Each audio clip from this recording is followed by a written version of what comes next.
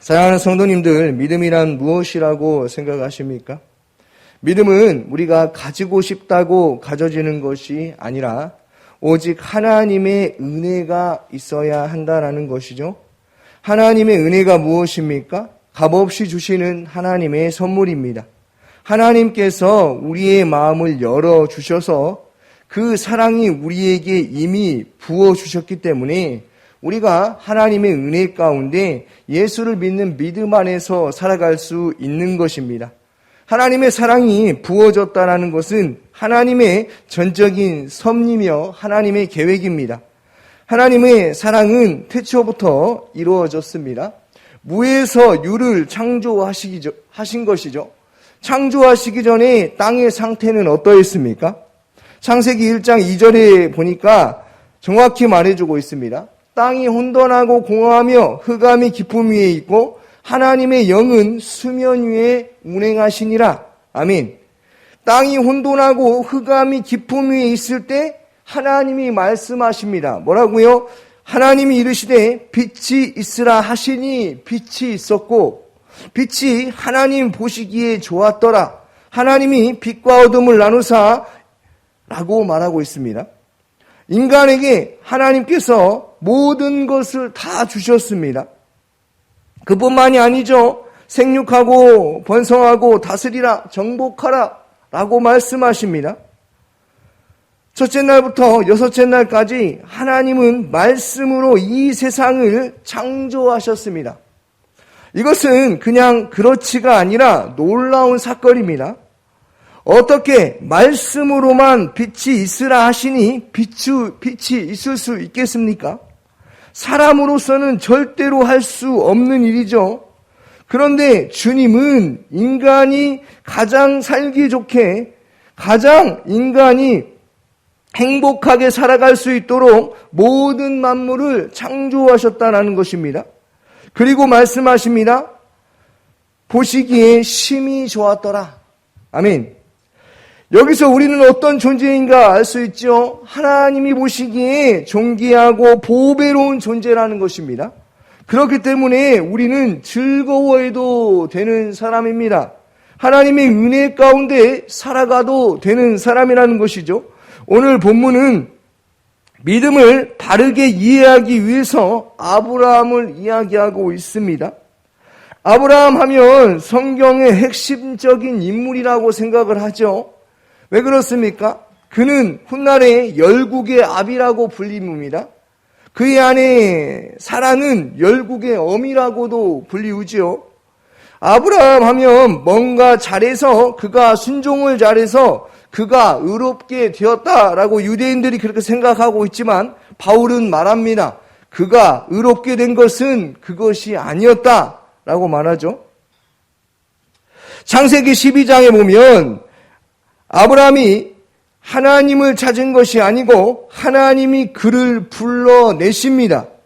그가 거주했던 땅은 잠시였지만 하란이었고 또한 그곳에는 그 아버지도 있었습니다. 그러나 그가 그곳에 거주했을 때의 시간은 너무나 허무했습니다. 아버지는 금이나 은으로 우상을 만드는 사람이었습니다. 그의 아버지는 데라였습니다. 우상 숭배하는 집안의 아들이었습니다. 사람은 가정 환경에 상당한 영향을 받지 않습니까? 그런데 지금 아브라함은요, 절대로 하나님과의 관계가 맺어질 수가 없는 그러한 집안에 있었다는 거죠. 그런데 하나님은 우상 숭배하는 가정을, 그 가정에 아브라함을 구원하시기로 작정하십니다. 이것은 왜 아브라함을 구원하셨어요? 라고 말한다면 이것은 우리가 그런 말 할 이유가 없습니다. 왜요? 하나님의 주권적인 선택이 일반적인 약속이었기 때문에 그렇습니다. 창세기 12장 1절과 3절과 보면 1절에서 3절까지 보면 하나님께서 이렇게 말씀하십니다. 창세기 12장 1절인데요. 여호와께서 아브라함에게 이르시되 너는 너의 고향과 친척과 아버지를 떠나 내가 내게 보여줄 땅으로 가라. 너를 축복하는 자에게 내가 복을 내리고 너를 저주하는 자에게 내가 저주하리니 땅의 모든 족속이 너로 말미암아 복을 받을지어다. 하나님이 아브라함을 어떻게 해요? 불러주십니다. 하나님이 가장 먼저 하신 일이 무엇이냐면 아브라함을 불러주시고 찾아가 주신다라는 거예요. 그래서 하나님께서 말씀하시죠. 너는 고향 친척 아버지의 집을 떠나 내가 내게 보여줄 땅으로 가라라고 말씀하세요. 이것은 우상 숭배하는 그 가정 가운데 이제 내가 너를 살려주겠다라는 거예요. 하나님의 음성을 들은 아브라함은 어떻게 가고 있습니까? 갈 바를 알지 못하고 갑니다. 그리고 주님이 말씀하시죠. 내가 너로 큰 민족을 이루고 내가 복을 주어 내 이름을 창대케 하리니 너는 복이 될지니라. 아멘. 사랑하는 성도님들 마음에 이런 마음이 있기를 소망합니다. 하나님이 우리를 구원하신 것은 그냥 구원받으면 된다가 아니라 구원받은 백성으로서 어떻게 살아가야 하는지에 대한 메시지가 항상 성도님들이 있다는 것이죠. 하나님이 우리를 구원하셨다면 하나님께서 우리를 구원하신 이유가 분명히 있다는 거예요. 아브라함과 같은 복을 우리는 받았다는 것입니다. 그게 무엇입니까? 너는 복의 근원이 될지니라. 아멘. 이 말씀은 아브라함에게도 말씀하시는 말씀이기도 하지만 우리에게 하시는 말씀입니다. 무슨 말입니까? 각 사람에게는 하나님이 이 땅 가운데 보내신 이유와 목적이 분명히 있다는 것이죠. 그게 무엇입니까? 먼저 그의 나라와 의를 구하는 삶이라는 것이죠. 하나님 앞에서 신실하게 진실하게 살고 어떤 사람이 봐도 저 사람은 예수 믿는 사람이야. 저 사람은 참 성실해. 주일이면 한 번도 예배 빠지지 않고 교회 다니면서 열심히 하나님을 바라보는 그 모습이 나도 교회 가고 싶다. 라는 그러한 신앙생활을 해야 한다는 것입니다. 무슨 말입니까? 하나님께서 우리에게 믿음을 주셨던 것처럼 우리를 구원하신 것처럼 그 하나님의 은혜에 감사하며 기뻐하며 살아가는 것, 바로 그것이 하나님이 저와 성도님들에게 주신 메시지라는 것이죠. 사랑하는 성도님들, 그리스도인의 수많은 그리스도인이 있습니다. 그런데 하나님이 우리를 구원하신 그 목적과 맞게 살아가지 못하는 사람들이 너무나 많다라는 거죠. 하나님은 어떻게 우리를 살라고 하셨습니까? 어떤 걸 열심히 하라고 하셨습니까? 그거는 구원의 조건이 아닙니다. 하나님은 우리를 어떻게 살아가라고 하셨습니까? 그리스도인답게 하나님의 아들을 믿는 믿음으로 하루하루를 감사하며 살아가라고 말씀하셨습니다. 그런데요, 여전히 예수를 믿는다고 하지만 메시지를 전혀 전하지 않는 사람들이 너무나 많다는 거죠. 예수를 믿는다고 하지만 구원받은 백성으로서의 삶이 아니라 세상에 속한 자처럼, 세상 사람처럼 똑같이 살아가는 사람들이 너무나 많다는 것입니다. 그러나 우리는 성경을 보면 어떻습니까? 아브라함을 하나님이 불러주셨습니다. 우리도 불러주셨지요. 우리가 잘 알고 있는 다니엘, 그는 어떻습니까? 왕에게 무릎을 꿇지 않습니다. 다른 게 아니었습니다. 다니엘은 포로로 끌려와서 죽을 지경이었을 텐데, 너무나 힘들었을 텐데, 그 나라 왕이요, 다니엘의 이름을 바꿔버립니다. 그의 친구들 이름을 바꿔버립니다. 뭐라고 바꿔버립니까? 사드락과 메삭과 아벳느고로 바꿔버립니다. 이름을 바꿨다는 것은 그 자신의 신분의 정체성이 완전히 바뀌어버린 거예요. 이름의 뜻도 다 바뀌어버린 것이죠. 그런데요, 다니엘은 절대로 왕에게 절하지 않습니다. 차라리 그럴 바에는 사자굴이라도 들어가겠다, 이것입니다. 바로 이것이 그리스도인의 삶이라는 것이죠. 하나님을 바라보는 삶, 하나님을 신뢰하는 삶, 나의 모든 형편과 처지를 아시는 그 주님께 나의 모든 걸 다 내어 맡겨 드리는 삶이 바로 그리스도인의 삶이라는 것입니다. 오늘 본문에서 바울은 이런 이야기를 하고 있는 것입니다. 왜 하필 아브라함의 믿음에 아브라함을 믿음의 조상으로 선택했는가? 그 이유가 무엇인가? 그가 믿음이 좋은 사람이어서 그런 것인가? 아니라는 것이죠. 그렇다면 그가 행함이 하나님 보시기에 좋은 삶을 살았는가? 그것도 아니라는 것이죠. 아브라함처럼 믿음의 사람이 되자는 분발을 촉구하는 것도 아닙니다. 유대인처럼 아브라함 조상하면 그 아브라함을 자랑하라고 그를 세워주신 것이 아닙니다. 만일 아브라함의 행함이 구원받는 조건이 되었다면 그것은 하나님을 거짓말쟁이로 만드는 것이죠. 하나님께서는 아브라함을 선택하여 주셨고 그에게 하나님께서 하나님을 믿을 수 있는 마음을 부어주셨기 때문에 그가 하나님의 그 음성을 듣고 하나님의 말씀을 따라 갈 바를 알지 못하고 간 것뿐입니다. 그러므로 아브라함의 행함이 믿음의 조건이 될 수가 없는 것이죠. 히브리서 11장 1절에서 2절인데요. 믿음은 바라는 것들의 실상이요 보이지 않는 것들의 증거니 선진들이 이로써 증거를 얻었느니라. 아멘. 믿음은요 바라는 것들의 실상입니다. 그 실체는 그럼 누구를 말하는 것입니까? 예수를 말하는 것이죠. 믿음은 우리가 예수를 알게 한다라는 것입니다. 그 예수께서 우리의 삶 가운데 이미 뛰어들어와 하나님이 주신 그 사랑을 예수를 믿음으로 말미암아 우리의 삶 가운데 역사하심으로 우리의 증거가 그 속에 있다는 것입니다. 믿음이란 우리에게 구원의 조건과 그런 것들을 따지고 묻지 않습니다. 오늘 아브라함의 행함이 구원의 조건이 아니었음을 바울이 말하고 있죠. 이 본문에서 중요한 핵심은 아브라함이 하나님을 믿었다가 아니라 하나님이 그를 믿게 하셨다. 하나님이 우리를 먼저 찾아와 주셨다. 하나님이 임재 가운데 하나님이 아브라함을 먼저 찾아가셨다라는 것이죠. 신화와 우상숭배 땅 갈대아 우르에서 그 사회의 실패자로 취급받았던 아브라함에게 찾아오셔서 그 인생 전체를 은혜의 법으로 하나님께서 대하셨다라는 것입니다. 아브라함은 어떻습니까? 아브라함이 믿음의 조상이 되기까지, 아브라함이 열국의 아비가 되기까지 그는 어떠한 삶을 살았습니까? 아내를 누이라고 2번이나 속이게 됩니다. 아내 입장에서는 기가 막힌 일 아니겠습니까? 아니 이혼을 해야 맞지 않습니까? 그러면 아브라함이 사랑하는 아내를 왜 누이라고 속이게 되었습니까? 왜 그런 것입니까? 자신의 목숨이 위협을 받았다고 아내를 누이라고 속인 것입니다. 자신이 죽을 것 같은 그 위기에 공포심이 가득했기 때문에 그런 것이죠.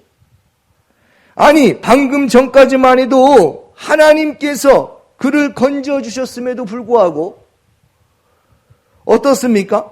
하나님의 음성을 듣고 갈 바를 알지 못해서 하나님의 음성을 듣고 살아가야 될 그 아브라함이 기근이 왔을 때 다시 인간적인 마음이 들어버린 것이죠. 그 아내를 누이라고 속이게 됩니다. 그 사실을 바로 왕이 알게 됩니다.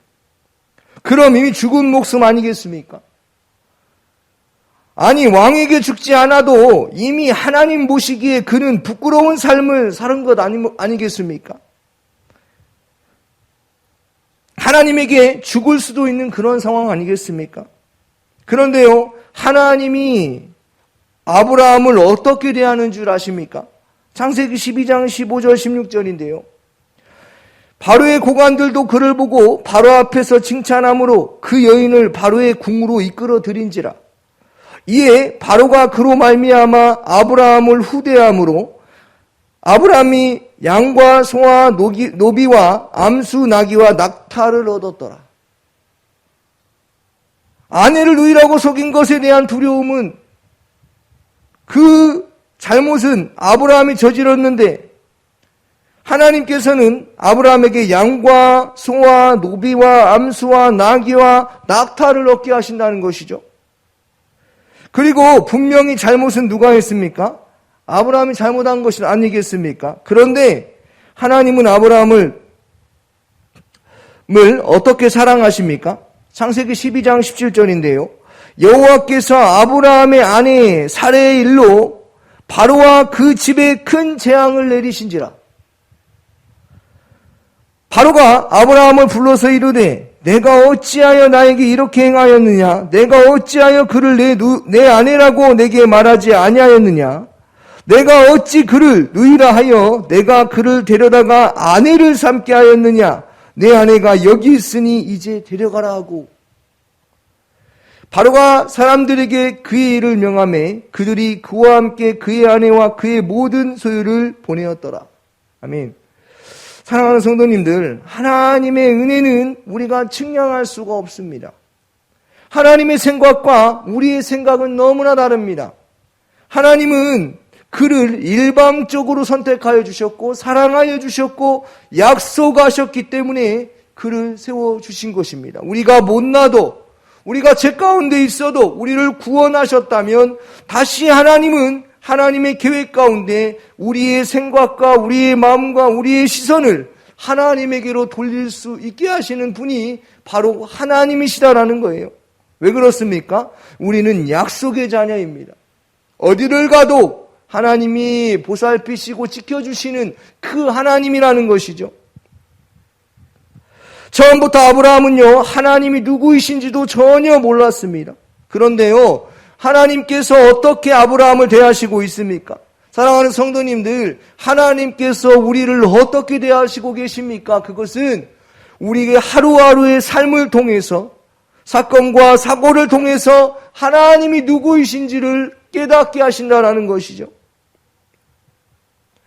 그러므로 오늘 하루를 살아갈 때 하나님이 나를 어떻게 대하시는가?